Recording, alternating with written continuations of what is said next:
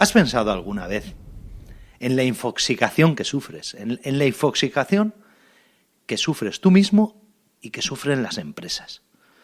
Cada vez es más complicado tener en orden, catalogado, controlado y de fácil acceso toda la información que se genera diariamente en una empresa o en un sector, en un negocio en particular.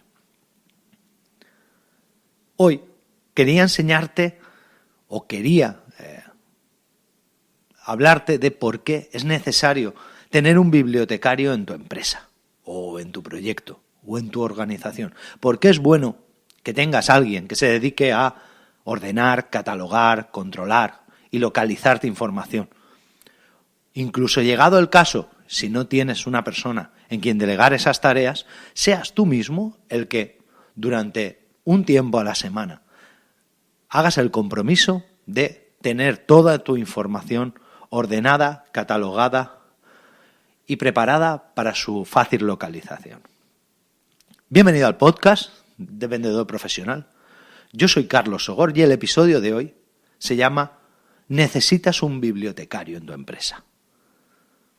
Este episodio me vino con un episodio de Juego de Tronos de la temporada pasada en la que, viendo la televisión, salía un bibliotecario y ese bibliotecario es el encargado de saber dónde está la información. La gente llegaba a él con unas inquietudes o con unas preguntas y ese bibliotecario decía exactamente dónde tenían que buscar esa información. Hoy en día, como digo, y con la infoxicación actual, es muy complicado saber dónde guardas las cosas. Tenemos infinidad de plataformas, tenemos discos online, tenemos Amazon Cloud Drive, tenemos Google Drive, tenemos OneDrive, tenemos Dropbox, tenemos un montón de plataformas donde vamos guardando información. Además, tenemos plataformas que son específicas para guardar información, como Evernote, como Google Notes, como Google Keep, como OneNote, como Apple Notes.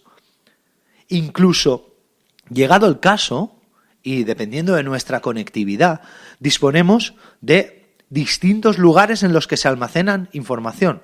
Los servidores corporativos, en los ordenadores, en los portátiles en local, hay documentos en los que estás trabajando normalmente y lo que haces es guardarlo en tu ordenador en local o lo guardas en un pendrive, en un USB, que luego ese pendrive lo tienes que meter en otro ordenador para seguir trabajando el mismo archivo. Los muy modernos, por así decirlo, o los más acostumbrados a la tecnología ya hacen esta sincronización mediante Dropbox o algún sistema de disco duro online.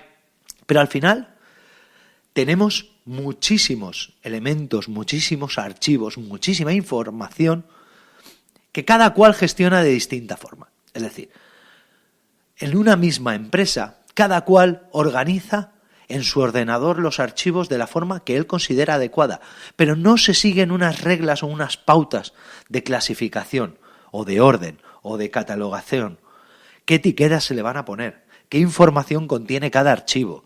¿Cuál es algo tan sencillo como cuál va a ser la nomenclatura básica que vamos a utilizar? Si vamos a utilizar una estructura de fecha, tipo de archivo o nombre de archivo y cliente, o si vamos a utilizar clientes por orden alfabético.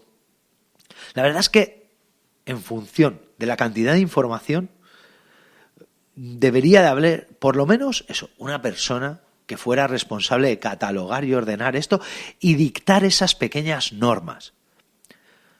Es por el motivo por el que te digo que necesitas un bibliotecario. A lo mejor ese bibliotecario en tu organización, si trabajáis en un disco duro en local o trabajáis contra un servidor, sí es cierto que cuanta menos gente toque los archivos de ese servidor va a ser mejor. O cuanta menos gente toque la información consistente de una base de datos, eso va a ser mejor. Pero sí que debe de haber alguien que vigile la congruencia de los datos, que vigile los tipos de archivo que se están utilizando, que vigile la nomenclatura con la que se nombran dichos archivos. Deberías de establecer desde ya una serie de protocolos, tanto si eres una organización como si estás gestionando un proyecto, como si eres tú solo, deberías de tener una serie de protocolos y decir, pues, por ejemplo, las facturas, todas las facturas las voy a ordenar por nombre del proveedor y fecha en una carpeta que se llame facturas. Y escribir ese protocolo que vas a utilizar. Y siempre utilizar el mismo protocolo. Y que todas las facturas estén guardadas en la misma carpeta del mismo sitio. Si hace falta, como recomiendo siempre, si es un servidor, pues que tenga su copia o su respaldo en un servidor de backup en la nube. O si tú mismo tienes un servidor NAS o tienes un ordenador, pues ten una copia de seguridad de todo eso en un disco duro externo o en un fichero en la nube, como por ejemplo Amazon Cloud Drive. ¿De acuerdo?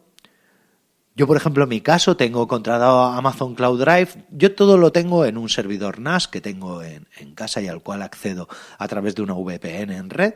Y ahí dejo toda la información. Bueno, pues ese servidor NAS tiene 2 discos en RAID 1, con lo cual si un disco se estropea, el otro disco está exactamente igual para poder utilizarlo.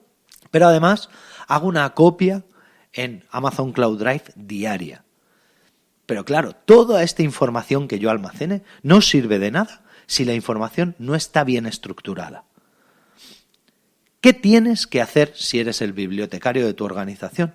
¿O qué deberías pedirle al bibliotecario de tu organización? Pues lo primero que seleccione, o lo primero que debes indicarles, qué contenido es estable y qué contenido es volátil. Y el contenido volátil, ¿durante cuánto tiempo tiene que permanecer en este servicio o en este repositorio de información?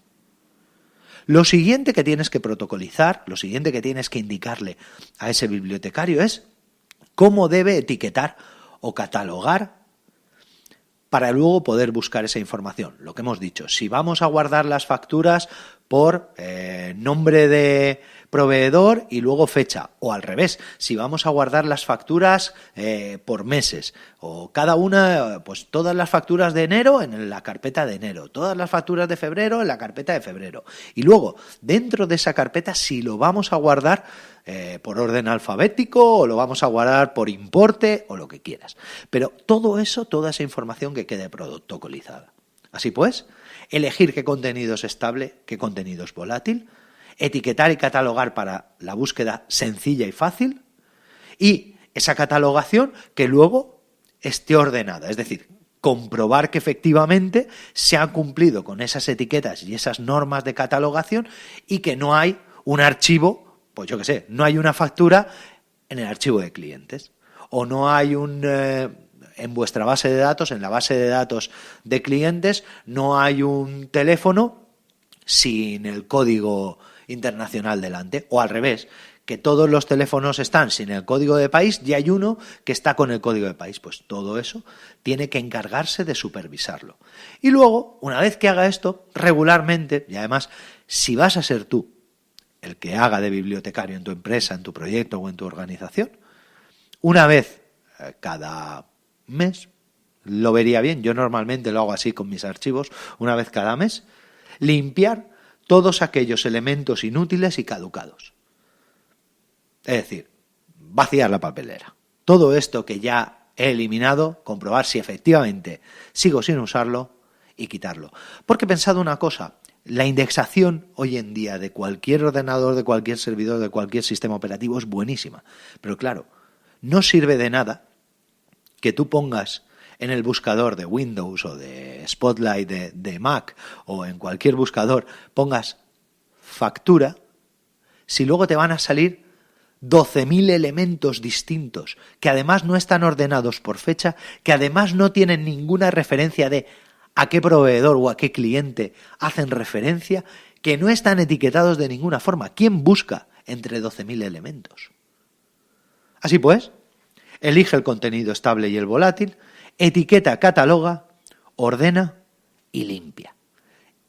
Un poco lo que hace la Real Academia de la Lengua aquí en España con el idioma castellano. Limpiar, fijar y dar esplendor. Nada más, muchísimas gracias por estar ahí y hasta el próximo programa.